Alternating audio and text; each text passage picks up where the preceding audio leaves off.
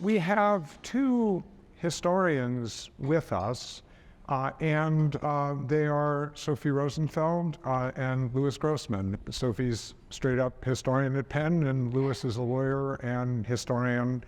And what I did want to share is how I found both of them. It's through our friend the internet. And how did that happen? So I'll start with Lewis. I have struggled for a long time in the other half of my job at the American Board of Internal Medicine to make what I'll call the value case for board certification and continuing certification. That there are a bunch of people out there who say this doesn't mean anything, this doesn't add any value, there's nothing meaningful there at all.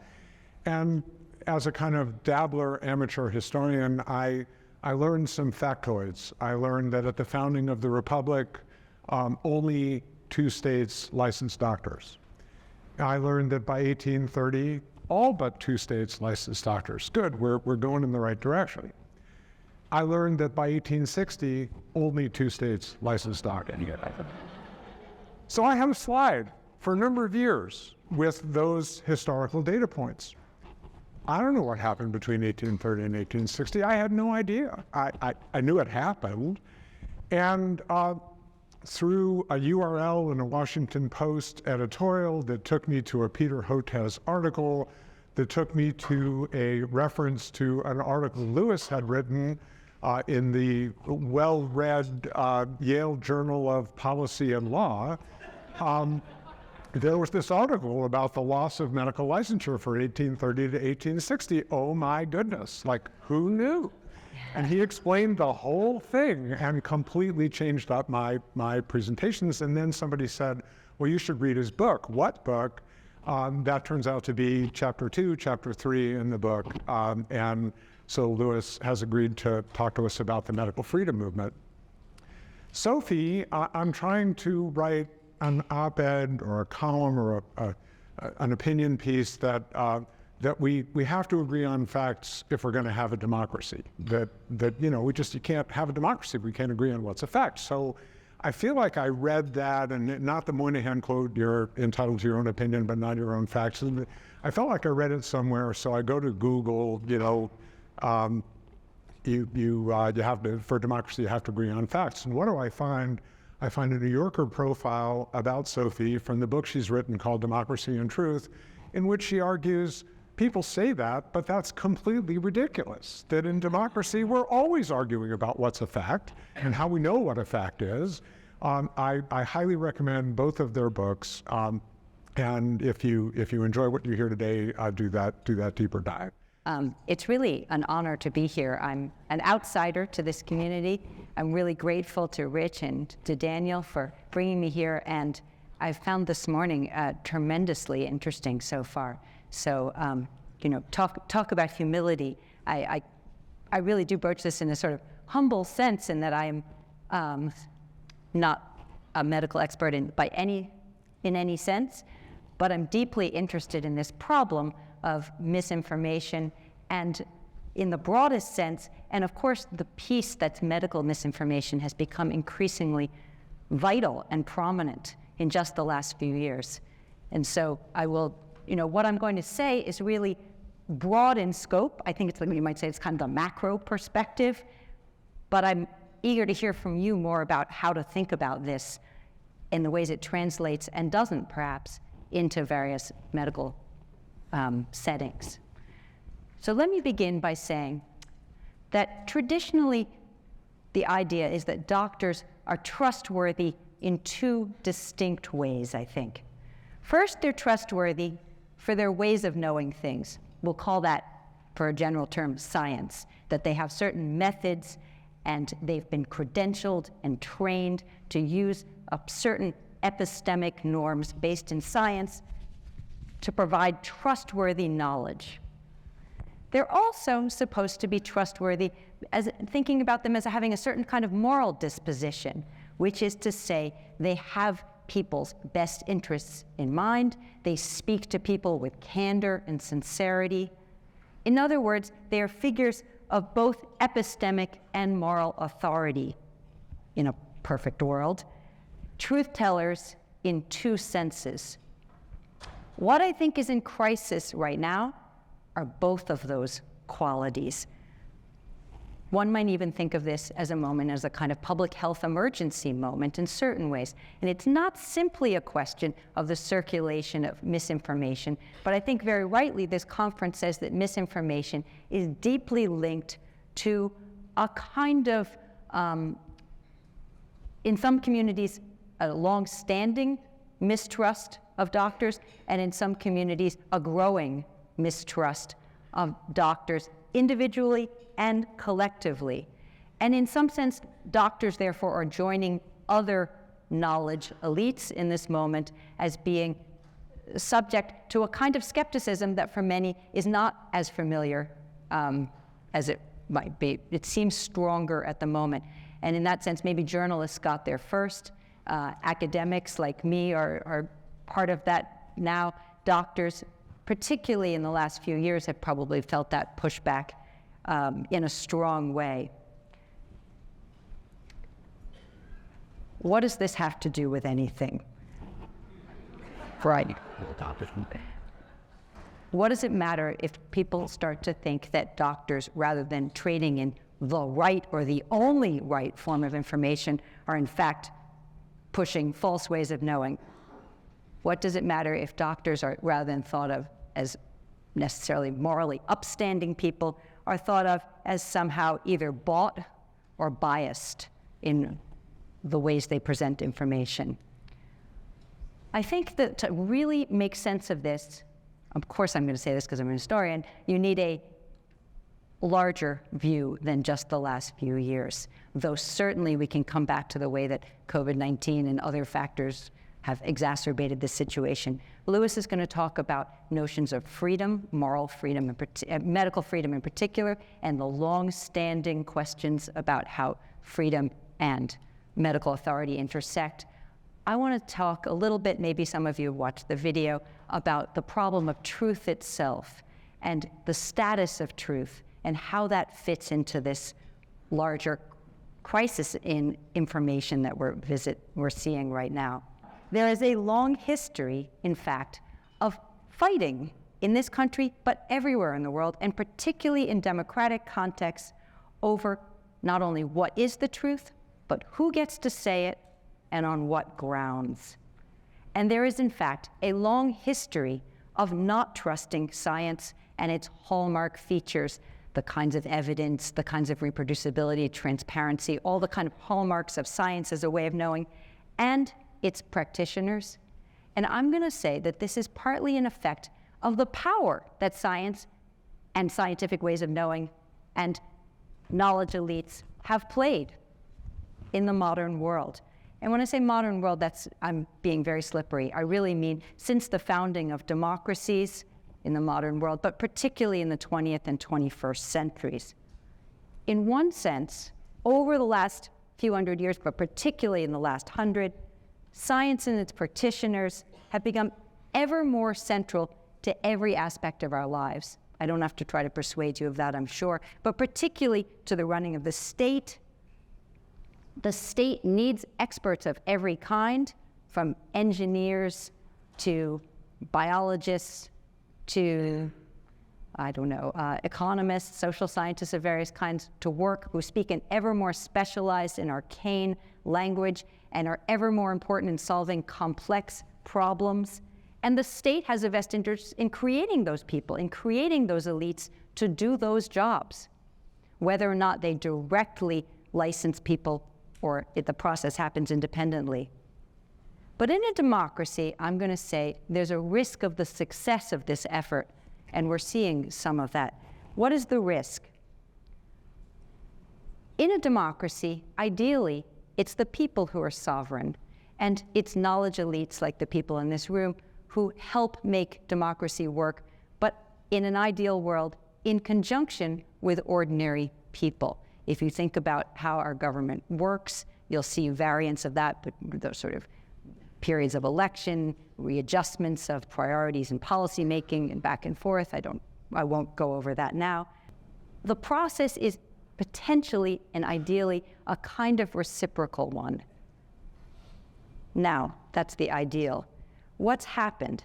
As knowledge elites have become more and more powerful, more and more important, I would say that they've actually, in some basic sense, even as their ranks have diversified by metrics of things like gender and race, they've in many ways become farther and farther from ordinary people's existences and ways of knowing things. And one risk has long been that they, in a sense, separate themselves in some ways from this messier democratic practice. And I think ordinary people have, in many cases, felt this. They don't understand the way, say, medical information is conveyed or economic information. The language itself is obscure. The findings are not accessible in regular ways in many cases. And it primes people, probably rightly so, to be untrusting, to feel that they don't get the straight information. Even just finding out that sometimes doctors get things wrong can make it seem like they're not really very trustworthy, especially the kind of public health messaging during the COVID period, which would change from time to time. For many people, that I think seemed more like a failure than like the process of medicine working its way through a problem. And what we've also encountered, I think, is as medicine has strengthened its position in society, a backlash against doctors similar to that against journalists, professors, lawyers, all kinds of people who trade in information has occurred in part because the other trajectory in the modern world has been a growing kind of democratization. Despite backlash, we live in a more pluralist society than we have in the past. People have been told more that it is possible to think for yourself, to convey your own ideas. We live in a world which has become less hierarchical than the past. And in some sense, we've created a collision course between a democratization on the one hand and a growing sense of the power of knowledge elites on the other. At best, what happens is that ordinary people can sometimes be a really important corrective to elite knowledge. Think of the AIDS crisis, for instance, and the role that non-medical professionals played as correctives to the trajectory of both government and medical life. You can think of civil rights movements doing something similar. At worst, though, the opposite can happen, which is just as knowledge elites can separate themselves from ordinary people can decide to separate themselves from knowledge elites.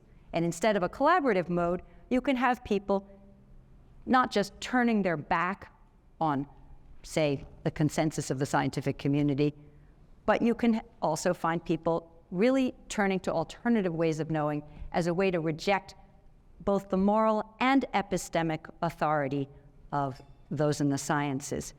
To saying that, I rely on common sense, or I rely on faith, or I rely on somebody I read on the internet as alternative possibilities. Sometimes that happens on the left. Right now we're seeing that happen more often at the moment on the right. If I had to point to some reasons for the acceleration of that trend right now, none of them will surprise you. Some of them have to do with social media, but also the deregulation of mainstream media of various kinds that provide information to niche audiences in new ways, often without the vetting that we've expected from traditional media. Some of it has to do with political pandering, ways that people who actually know better can trade in disinformation rather than misinformation for political gain. And some of it probably has to do with the basic inequalities of our current world, which make for the likelihood of hostilities and political partisanship, because in fact, there is so little common ground on which people, even within one nation like this one, stand. It's easy in a context of inequality, I think, to see knowledge elites as a separate and self-interested cohort rather than collaborative partners in creating better outcomes for everyone. I would call this a kind of conflict between, in some sense, expertise, which is a 19th century word, that has to do with the growth of a real cohort of people who look different from other people, and populism, which is in a sense a backlash against elites of various kinds, but including knowledge elites in many ways. Why does any of this matter? I think to craft solutions, you do need some larger sense of the parameters. What's new, what's old, what's baked into democracy in various ways. I don't think any of this has to be inevitable. I'm not arguing that this is just an insolvable problem, but I think it's one that is exacerbated when the larger context isn't visible. I won't say much now about solutions. I will say a few words. We can talk more about that later because I want to save time for other things. I will only say this, and again, back to my posture of kind of humility here. I don't presume to tell a room full of medical professionals how to do their business at all, and historians are not so great as prognosticators either. They're probably better talking about the past. But I think to break this dynamic that I think I laid out in sort of basic terms here, one would have to think at a variety of levels, and I'll only say this much, that one is the deeply intimate and personal level of the interactions that we heard about this morning, I thought very movingly, for instance, from the 4 terrific medical students who told us about very specific encounters and how those might have gone differently or not, and also from the patients. One is to think about that kind of collaborative model of democratic truth as a model in some sense for individual interactions. The second level would be more about the world of information and media more broadly, and that could be everything from medical schools and education, universities as a whole, to public health messaging. How do we think about crafting some sort of collaborative sphere like that as well, and speaking a language that allows for ordinary people's epistemic positions and those of knowledge elites to intersect in various ways. And at the broadest level, and perhaps the hardest one, but the one that is maybe most important, would be tackling some of the larger inequalities in not just in healthcare, but more broadly even in the education sphere, that make it seem as if people are operating in many cases in totally different worlds from each other. That's of course the sort of hardest thing to tackle, but it's also I think the elephant in the room in any discussion of misinformation, that misinformation thrives in eras in which people are operating on very, very different premises from one another because of various other forms of inequalities. And of course, cultural pluralism is a plus, but educational divergence isn't. And we have those two factors sitting in front of us as the sort of largest pieces. Hello, everyone. It's a real pleasure to be here. I view myself as sort of a quasi-member of your community already. In addition to being a historian, I am a practitioner of food and drug law and a teacher of food and drug law. And I hope that the conversation we're having today can continue into the future. My book, although some nerds like chapters 2 and 3 about the decline in medical licensing, actually goes all the way to the present, and so I'm very much a presentist as well as a historian. I have bad news for you. You are the medical establishment, and much of the country views you as elitist, intellectually arrogant, irreligious despots, and quite likely part of a grand conspiracy. I also want to assure you that this is not simply a product of the pandemic, but a reversion to the norm in American history. We have fairly recently emerged from a very atypical period of American history, that from the 40s through the 70s, or at least the early 70s, a period of great medical accomplishment, but also of great trust in the general population for American institutions in general and medicine and science in particular. This has not been true for most of our country's life. Throughout American history, a broad swath of the population has believed that people have a right to choose their preferred medical treatments without government interference or compulsion.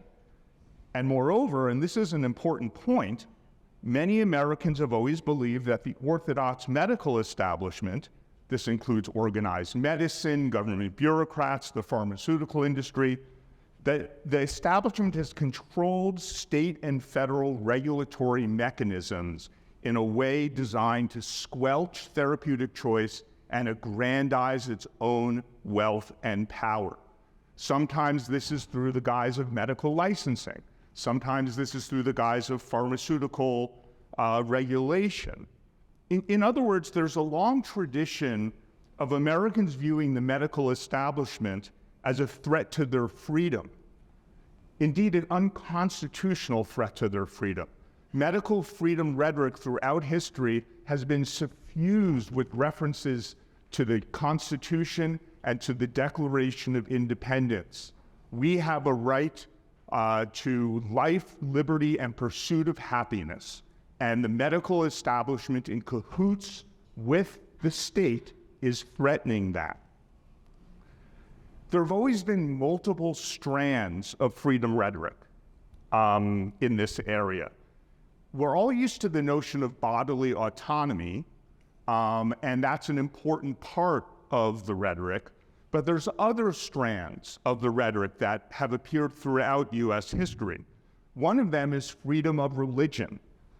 There have always been tremendous organizational and ideological connections between health and religion. And you can see that continue to the current day. Another is freedom of conscience and opinion. Until surprisingly recently, therapeutic effectiveness has been viewed not only by much of the American population, but even by the US Supreme Court as a matter of opinion, not fact.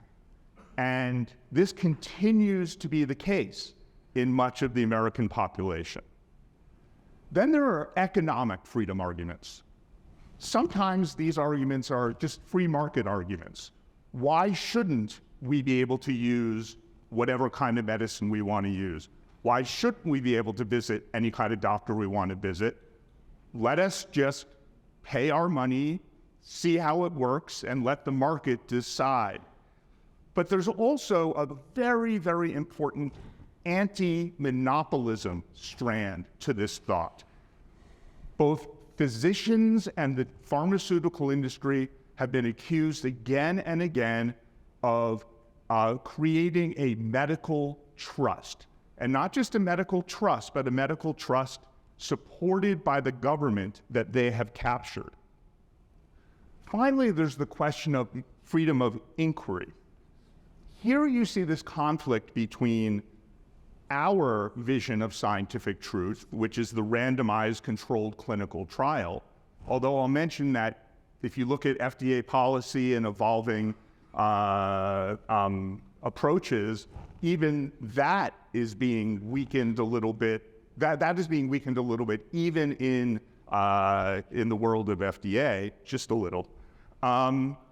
That conflicts with a different vision of truth, which is that acquired by unstructured trial and error. And you continue to see this conflict in the American population in the pandemic and elsewhere. So I have some final thoughts so we can get to our discussion. And they're both about words. My first thought is about the word misinformation.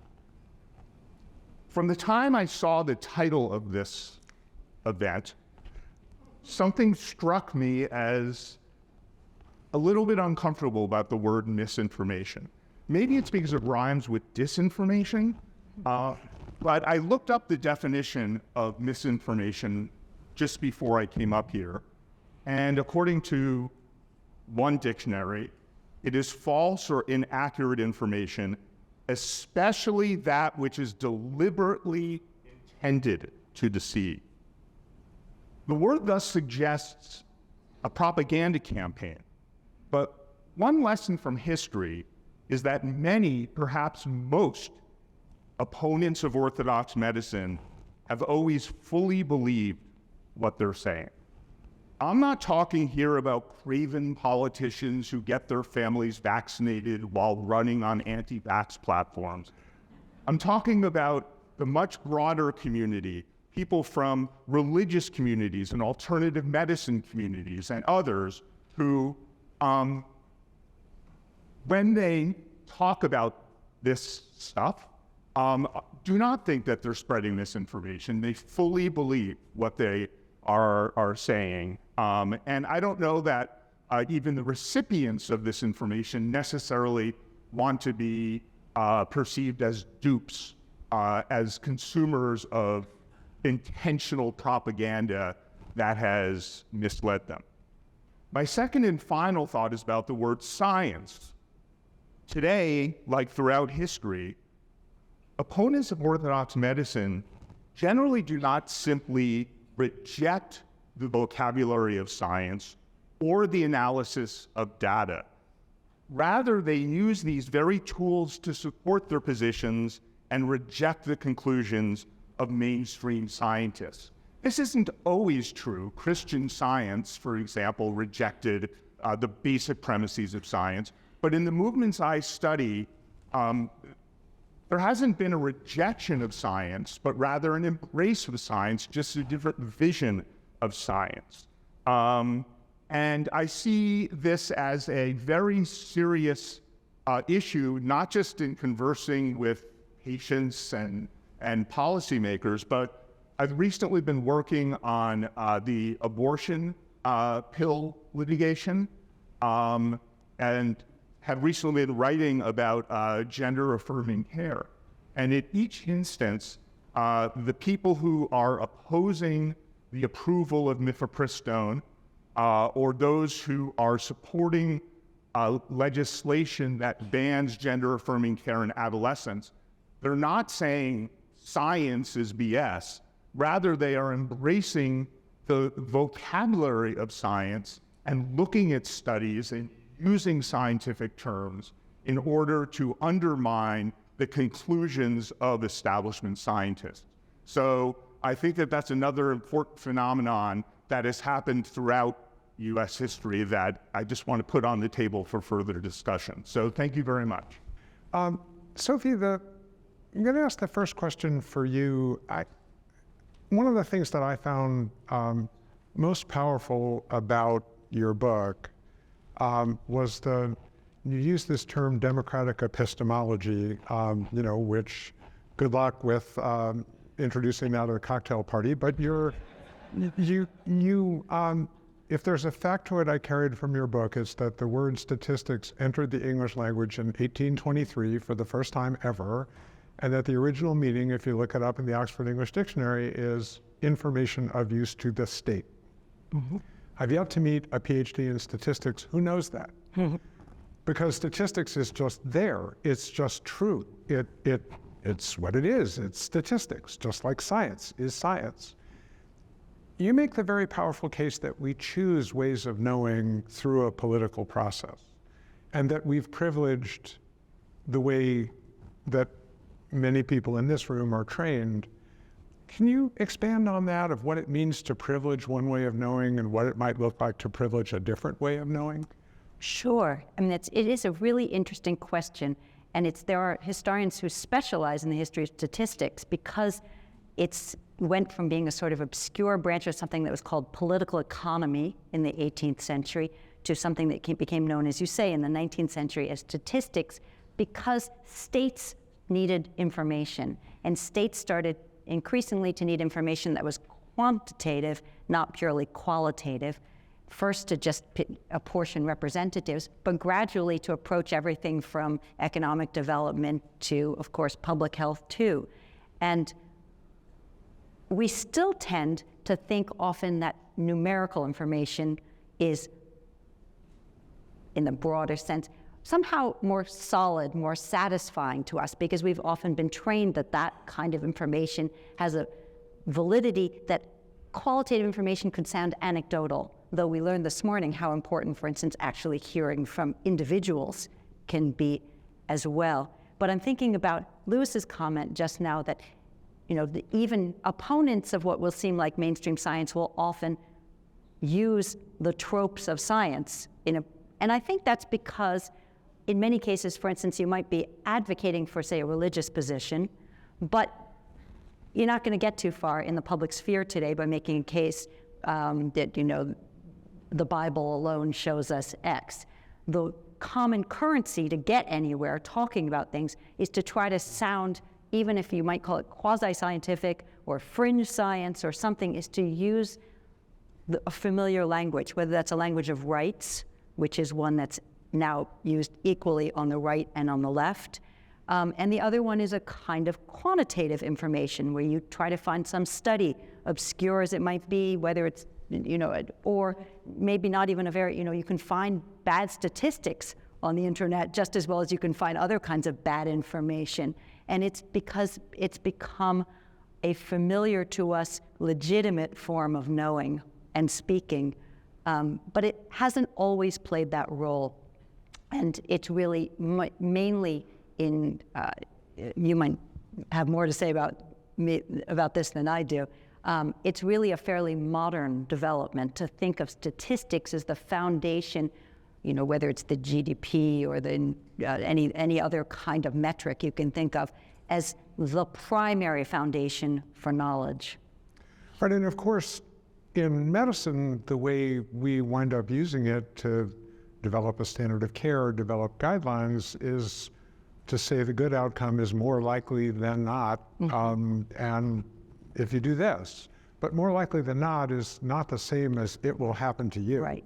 So it's both, you use the metrics of the past in order to be predictive in some way. And it's a very fallible approach, for sure. I mean, that's back to your uncertainty point is, I think, very important. That one thing that lay people like me don't often hear from in the medical sphere is some sense of probabilities, uncertainty. Maybe that's because, and you can tell me, medical professionals believe it will make people nervous that they don't really know. But in fact, sometimes it's useful to hear that our expectations are X based on these probabilities, but in fact, I can't guarantee you that this is the way things will turn out. Can I say one thing about statistics? We live in a highly individualistic society, and statistics are about averages. And if you look at the modern history of medical libertarianism, a common refrain is, I am not a statistic. And to talk in terms of statistics, in terms of the results of p-values and adequate and well-controlled clinical trials is very satisfying for science-educated people, but sometimes profoundly unsatisfying for individuals, especially individuals who are facing very, very severe illnesses or terminal illness. Right. I have one more question for you, Sophie, before I turn to some questions for you, Lewis. And in your book, you have a chapter on the rule of the technocrats, which I was hoping to read and say, yes, that's the world I want to live in. And I was horrified and terrified by what that world looked like. But you also have a chapter on common knowledge. And I think it might really help if you could expand a little bit the vision of what does the world look like when it's ruled by common knowledge, when it's ruled by that? So I got into writing about this question about truth and information and democracy because I'd written a previous book about the history of common sense. And common sense is the kind of thing you shouldn't have to write a book about because it's supposed to be obvious, right? So it's a little bit paradoxical. But common sense keeps cropping up as a kind of antidote to other ways of knowing. I noticed just this week, for instance, there's some movement to create a kind of third party that maybe people have read about. And of course, they're positioning themselves as, we're just the common sense party. We're going to move away from ideology. We're not going to be on the right or left. We're just going to have common sense. And this is a refrain, again, perhaps interesting to think about in relation to statistics. I haven't really, but it's a kind of pushback against that kind of formalized way of knowing, would be to say, you know, tell me all you want to about global warming, but I went out in my backyard this morning and there were 3 feet of snow, so don't tell me there's global warming. That's common sense. It's snowing. You know, there's a kind of pushback that's very immediate. And I think a lot of people, well, we all think of common sense as generally something worth having. Nobody's opposed to common sense. But a lot of what counts as knowledge today runs counter to common sense in various ways. To spend when there's a deficit, for instance, sounds contrary. It's economic wisdom, but it's contrary to the whole vaccines can be thought of largely as running in some ways counter, I would say, to ordinary people's common sense. And everyone from Jefferson in the 18th century to John Rawls in the 20th century, every major democratic theorist has argued at some point that it's the meeting of something like science and common sense that's fundamental to democracy. And by neglecting entirely common sense, even when it seems wrong, like in the case of it snowed in my backyard, and that does not prove there's no global warming, it's to ignore that entirely, to dismiss that kind of experiential, everyday kitchen table knowledge, is to, in a sense, fail at the experiment that is, particularly in the public sphere, kind of democratic knowledge production, I would say. Great, thanks for that. So, Lewis, you talked about that the recent age, the age of trust, the golden age of trust, that's the thing that's weird. And as you, over the sweep of your book, there are times that I'll say medicine is up and times that medicine is down. What are the conditions that make medicine be up? What are the conditions that make medicine be down? Why, can you think of drivers that make the profession more trustworthy or less trustworthy? So I think that medicine is a politically and socially situated profession. One of the striking things when you look at the history of trust is how trust in medicine rises and falls in alignment with trust in all major establishment institutions, be it the federal government or big business or you name it. And so the conditions that have led to great trust in medicine have been great trust in establishment institutions in general. Now, obviously, specific accomplishments mean a lot to this too. I think that the golden age of medicine, the two outstanding episodes in it, I'd say, were the invention of modern antibiotics, which rendered many illnesses that used to be the scourges of mankind into treatable illnesses. And then the polio vaccine,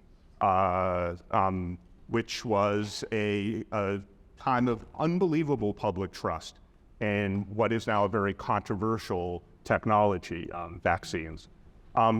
But I will say that, if you look at the overall trends, we are floating on an ocean in which all boats are rising and falling.